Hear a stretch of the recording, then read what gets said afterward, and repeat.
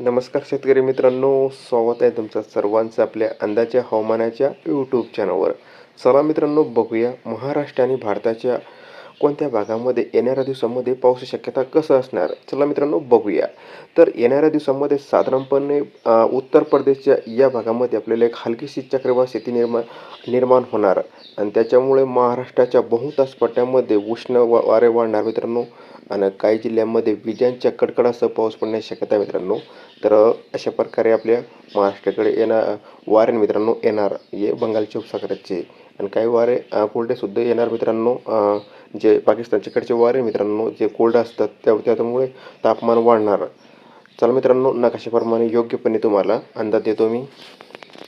तर मित्रांनो, पुढील दिवसामध्ये काय होणार मित्रांनो, साधारणपणे अशा प्रकारे आपल्या जे राजस्थानच्या कडेने कोल्ड वारे आपल्या महाराष्ट्राकडे येणार.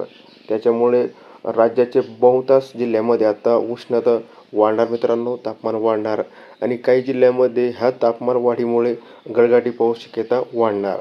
तर जे उपसागराचे वारे मित्रांनो ते पण अशा प्रकारे आपल्या महाराष्ट्राकडे येणार आणि त्याचा दोष क्षेत्र असं तयार होणार. तर इतक्या जिल्ह्यामध्ये ते पाऊस अधिक असणार. तर सर्वात आधी आपल्याला पाऊस शक्यता असणार यवतमाळ, नांदेड, परभणी, हिंगोली, वाशिम, बुलढाणा, अकोला, जालना, छत्रपती संभाजीनगर, जळगावच्या काही भागामध्ये या ठिकाणी आपल्याला विजांच्या कडकडासह मध्यम ते जोरदार पाऊस आपल्याला पाहायला मिळू शकतो.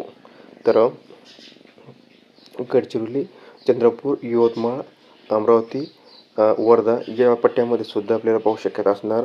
तर धाराशिव, सोलापूर, बीड, अहिल्यानगर या पट्ट्यामध्ये सुद्धा आपल्याला हलक्या मध्यम पावसाची शक्यता असणार. हा पाऊस मित्रांनो विजांच्या कडकडासह असणार. तर इतर भागामध्ये साधारणपणे कोकण किनारपट्टीला हवामान मित्रांनो येणाऱ्या दिवसामध्ये कोल्ड होणार.